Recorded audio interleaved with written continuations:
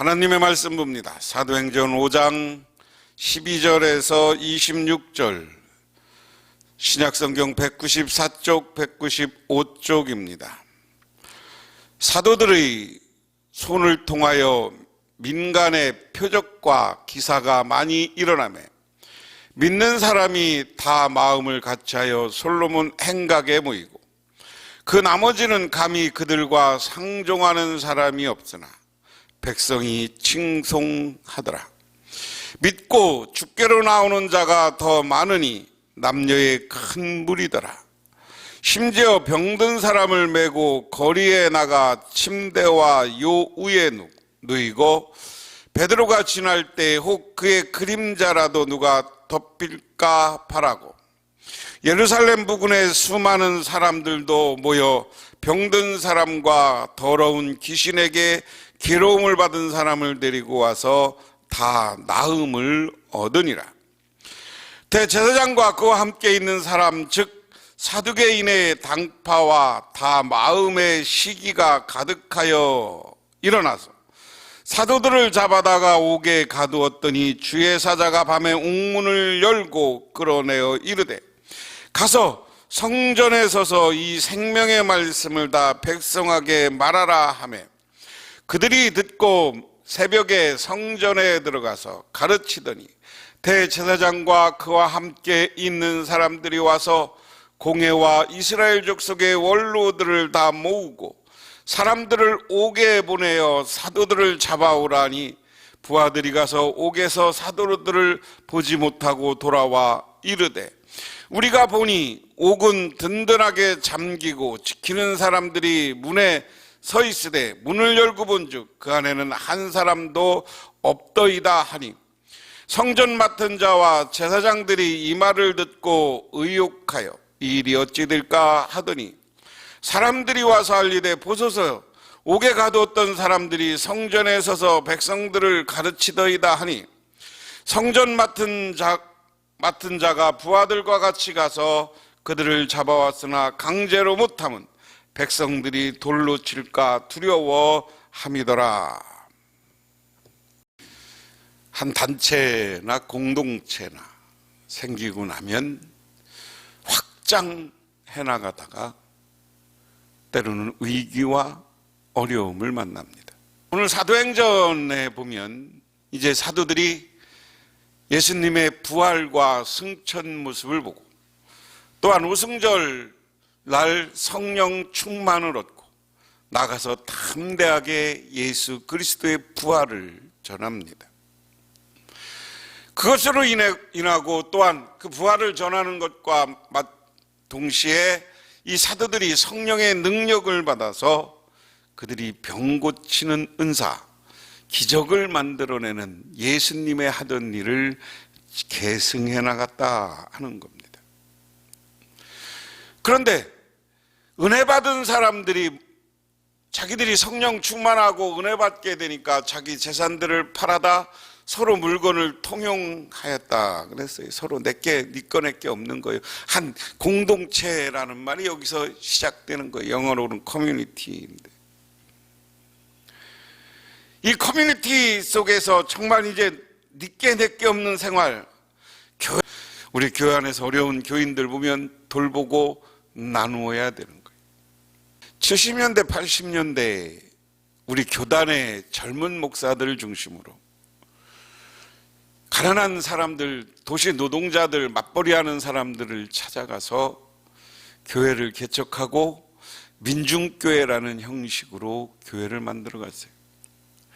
근데 이 민중교회라는 교회에서 제일 먼저 한 일이 뭐냐?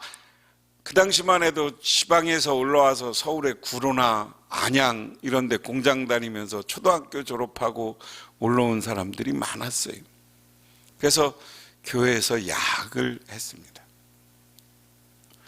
야학을 통해서 성장한 대표적인 사람이 우리 기장교단 교회를 통해서 성장한 사람이 지금 여당의 대통령 후보가 된 이재명 씨. 두 번째로 가난한 부모들이 다 밖에 일 나가니까 아이들이 저 빈민촌에서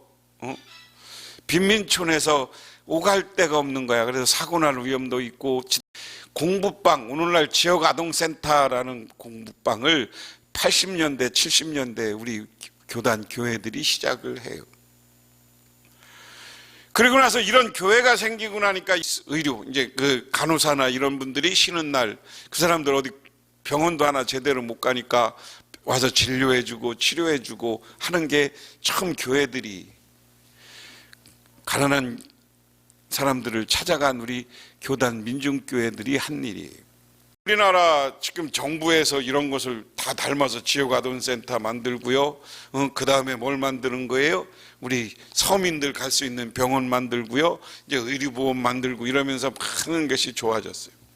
지금은 이제 이 일을 하던 분들이 안산 이런 데서 외국인들을 위해서 돕는 이런 일들을 해요.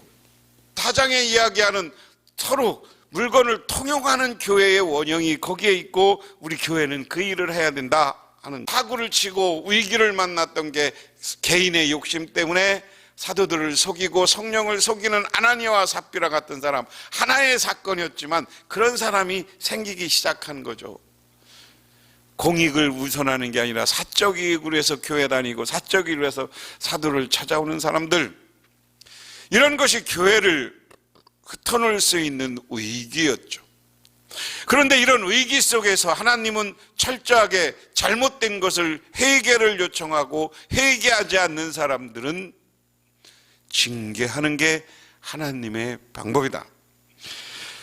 그렇게 돼서 이제 교회가 새롭게 그러한 흩어질 위기 속에서 하나님의 징계는 징계대로 세우고 하나님이 법은 법대로 세우고, 요즘 말로 얘기하면, 그리고 하나님의 법을 어긋나지 않으면 무한한 사랑으로 돌보고 베푸는 게 교회가 하는 일이다.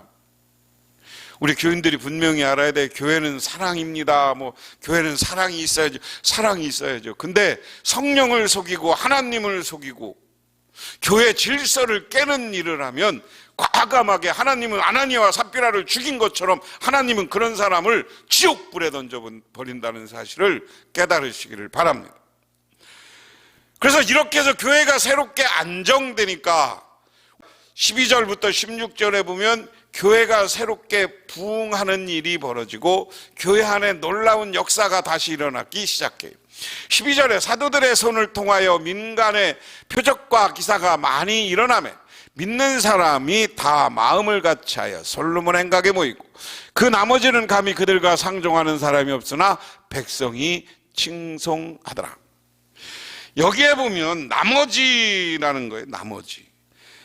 이제 사도들이 기적을 만들어내고 병을 고치고 막 이런 교인들이 서로 통용하고 교회가 신실한 교회, 거룩한 교회가 되니까 사람들이 그 복음을 들으러 오는 거예요. 솔로몬 행각에서 사도들이 예수에 대해서 전하고 예수의 부활을 전하고 다시 오실 예수를 전하고 하면 사람들이 그 말씀을 듣고 거기에 성령이 임하니까 많은 사람들이 예수 믿기 시작하고 교회 공동체로 들어와. 그런데 여기에 보면 그 나머지는, 들어오는 사람이 있는가 하면 그 나머지는 감히 그들과 상종하지 않더라. 그러니까 예수님의 제자들과 아예 상종하지 않고 딴 데 애면하고 가버리는 사람들, 그런 사람은 누굽니까? 비그리스도 계층들, 그리고 제사장들과 서기관들, 그 당시 유대 종교의 지도자들, 정치 지도자들, 이런 사람들은 예수님의 제자들을 상종하지 않는 거예요. 그럼에도 불구하고 많은 백성은 사도들이 하는 일을 칭송하였더라. 그러면서 어떤 일까지 벌어지냐면 믿고 죽게 나오는 자가 더 많으니 남녀의 큰 무리, 예수를 믿고 많은 사람들이 와. 많은 사람들이 오고 나니까 점점점 남녀애가 큰 무리가 일어서 사도 바울을 바라봐.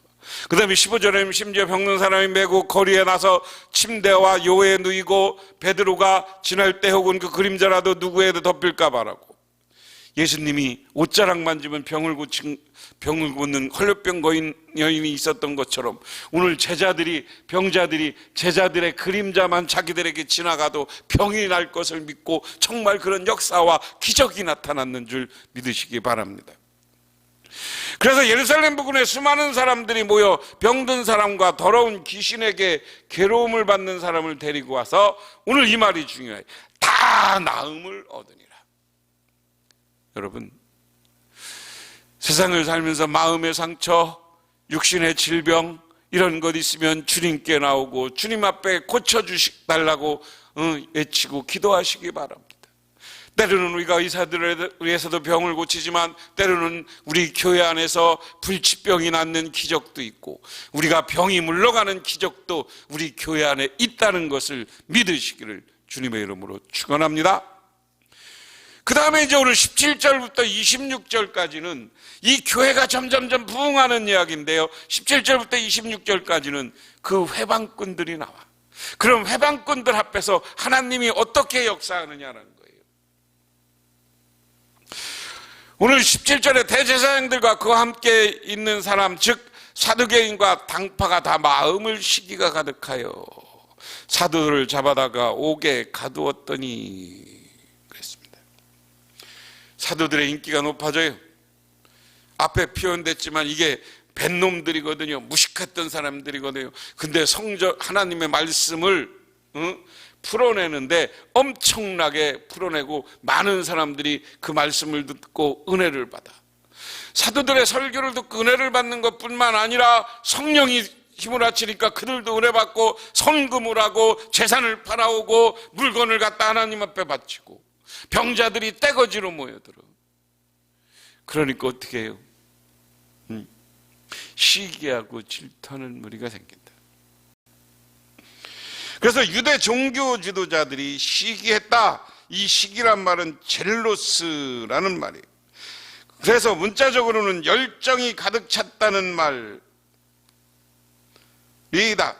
사도들이 행전에서 이 말은 종교적 특권, 지위, 입지를 위협당하고 느낄 때 등장합니다. 항상 유대인들이 주체이고 복음 전도자들이 그 대상이 되며 외적으로는 공격성을 띠는 상황입니다.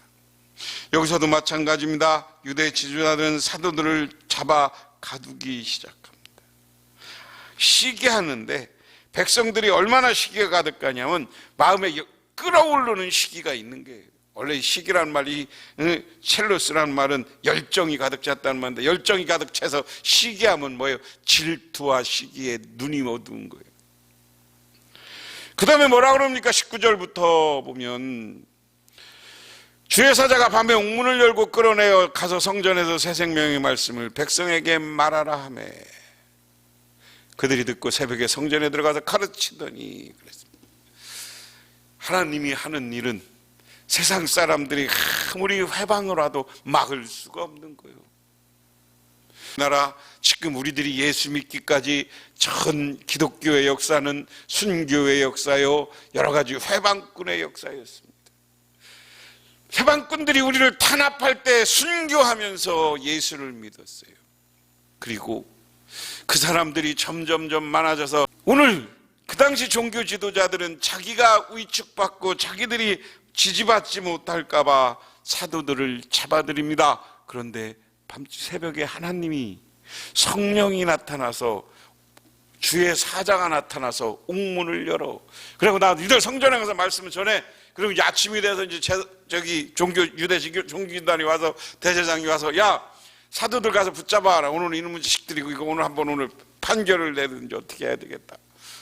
그 부하들이 옥문에 가보니까 없어. 문이 다 잠겨 있는데 이 제자들만 왔고 앞에 지키는 사람도 있었는데 이 지키는 사람들도 제자들이 가는지도 모르는 거예요. 성령이 역사하니까 하나님이 역사하니까 눈이 어두워지고 문이 열리는 데를 그것도 모르는 거예요. 놀라운 역사와 기적이 나타나는 거예요. 감옥에 그 사람들 없습니다. 그러니까 어디 갔냐 잡아와봐. 그러니까 성전에 있던 사람들이 아니 그 사람들이 성전에 와서 지금 또 가르치고 있네요. 여기 제자들의 태도가 중요합니다. 그들이 감옥에 갔고 회방꾼이 있었음에도 불구하고 위협하고 죽인다고 하는 사람이 있었음에도 불구하고 그들은 어디 가서나 열정적으로 복음을 전했다. 그래서 우리는 이러한 복음을 전하기 위해서는 우리 사람의 마음이라는 게 있는데 오늘 본문에 보면 사람의 마음이 있는데 첫 번째는 두려워 시기하는 마음이야. 유대인의 지도자들이 예수 믿는 사람이 많아지고 복음을 막 기적이 일어나고 병자가 벌떡벌떡 일어나니까 이스라엘 사람들이 그냥 예루살렘 사람들이 싹 모여들어 그러니까 쉬게 해요. 또 하나는 뭐냐면 이런 현상을 보고 두려워하는 마음이 있어. 뭐야? 이 시기와 더불어서 이 유대 지도자들은 자기들이 백성들로부터 인정 못하고 쫓겨날까 봐. 그러면 자기의 이익, 자기들이 누리던 권세, 자기들이 누리던 재산 이런 거 다 뺏길까 봐 두려운 마음을 갖는 거예요. 그래서 여기에 상종하지 않는 사람이라 그래서 그래서 새로운 뭐가 생기면 아주 상종하지 내 길만 가는 사람이 있어요. 세 번째는 참 믿음입니다. 참 믿음은 뭡니까? 죽인다고 해도 감옥에 가도 가서 하나님 믿고 복음을 전하는 사람들이에요. 그런데 이 참 믿음을 가진 사람들이 전한 건 뭐냐? 생명의 복음을 전파한 거다. 이 생명의 복음이란 뭡니까? 부활의 복음이에요. 영생의 복음이에요. 이러면 영원히 구원받는다고 믿고 그들에게 끝까지 복음을 전해서 복음이 하나님의 생명력과 복음의 생명을 가지고 수없이 많은 사람들을 영생을 얻도록 구원하는 것인 줄 믿으시기 바랍니다. 우리 교재에 유해석이라는 분이 높여주심이라는 책에서 자기가 선교사로 갔을 때를 이렇게 이야기해요. 자기가 카이로에 간 지 1년 반 지난 어느 날 자기들 어느 날 팀원들과 함께 시장에 가서 요기를 하고 들어오는데 갑자기 고함 소리가 들리고 무전기와 권총을 서주한 12명의 군인과 정복 경찰들이 누군가 쫓는 듯했다. 그게 웬일인가? 그들이 쫓는 사람들은 바로 자신들 3명이었다는 거예요. 다부진 문모에 정보 요원들이 달려들어 한 사람씩 들어 올렸고 드디어 올 것이 왔구나.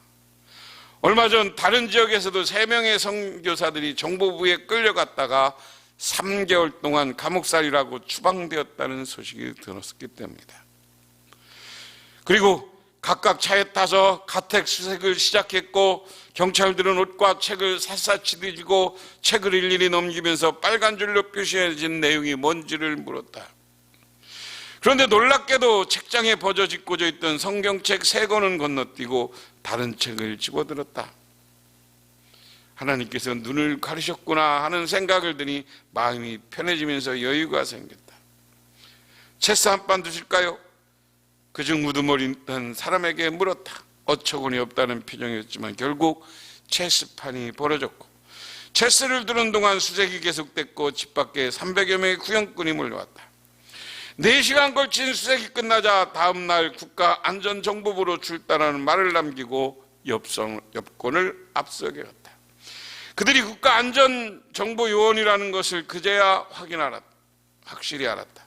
그날 3명이 모여 대책을 논의했고 이집트에 온 지 얼마 안 돼 이제 아랍어를 배우기 시작한 2 선교사는 크게 낙심했다. 나는 낮에 요원들이 성경책을 조사하지 않았던 일을 상기시키며 사역자는 사명이 있는 한 결코 죽지 않는다고 격려했다. 나 같은 사람을 이곳까지 보내 복음 전파의 동역으로 사용해 주시다니 다시 태어난다 해도 나는 이 길을 가리라. 얼마나 멋있습니까? 아랍의 해교권 국가에 가서 복음을 전하는 것, 언제 죽을지 모르는 일이지만 나를 선교사로 사용해 주신 하나님께 감사한다. 오늘 이 말씀을 보면서 이 간증 내용을 보면서 오늘 본문의 사도들의 모습을 보는 듯합니다. 여러분, 우리도 성령 충만하고 하나님의 말씀으로 성령으로 무장하시기를 바랍니다. 그리고 우리는 참 신앙인으로서 밖에 나서 생명의 말씀, 부활의 복음을 전하는 우리 모두가 되시기를 주님의 이름으로 축원합니다. 기도하겠습니다. 하나님 아버지 고맙습니다. 오늘도 저희들은 주님께서 불러주셨기에 이렇게 주님의 제단에 나와 기도하며 간구합니다. 이 시간 우리들 회개하옵기는 시대 상황 속에서 우리들 복음 전하지 못하고 생명의 말씀을 세상에 전하지 못하였음을 용서하여 주시고 이제부터라도 우리들 아버지 하나님 앞에 바로 서서 어떠한 위협과 어떠한 위기 앞에서도 복음을 전해서 하나님이 주시는 다시 교회 부흥의 역사를 만들어가게 하옵소서. 예수님 이름 받들어 기도드리옵나이다. 아멘.